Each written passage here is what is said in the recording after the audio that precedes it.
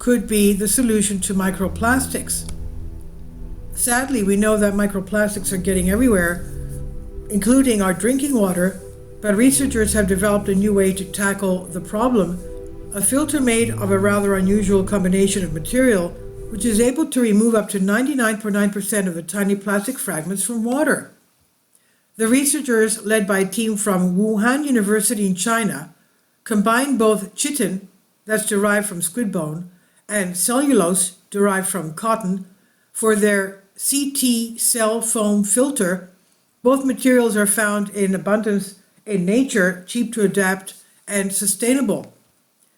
They then tested the filter against numerous different types of plastic, finding it did an excellent job with a wide variety of fragment size and plastic types, including some of those most commonly seen in microplastic pollution. Even when reusing the same filter up to 5 times, removal rates stayed above 95%. This high performance was maintained in tests on agricultural irrigation water, lake water, still water, and coastal water.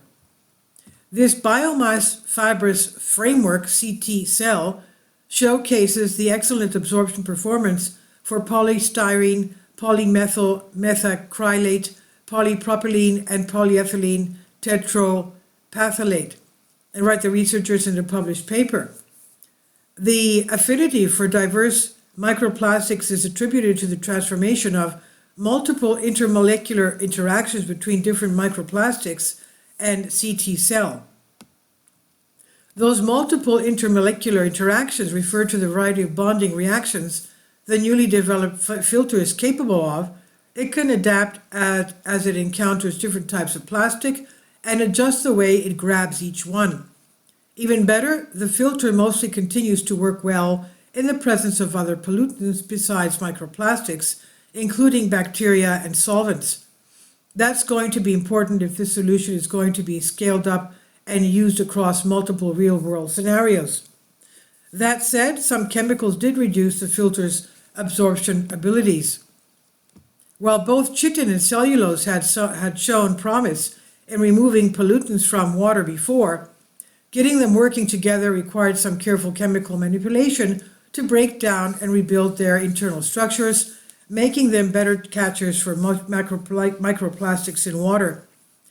As promising as this is, it's important to remember that the filter is still in the early stages of development.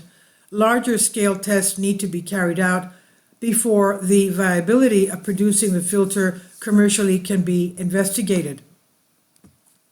However, with some 4.6 billion metric tons of plastic waste now thought to be in the environment, we need all the help we can get. That number is only going to go on in one direction, and these plastics don't break down in the environment, and we're producing more and more of the stuff with each passing year. Keeping plastic out of the environment in the first place would be preferable cause of action, but scientists continue to investigate ways of removing it from the environment, including some that are simpler than others. This work may open up prospects for functional biomass materials for cost-efficient remediation of microplastics in complex aquatic environments, write the researchers. And the research was published in Science Advances. This is by David Neild on Science Alert. Please leave your comments and thank you for your support. Please support my Patreon account. The daily posts are 5 videos daily, and they are totally different from what I have on my YouTube channel. Thank you so much for your support and that you find all my content so interesting. You'll find the Patreon account details in the description box below.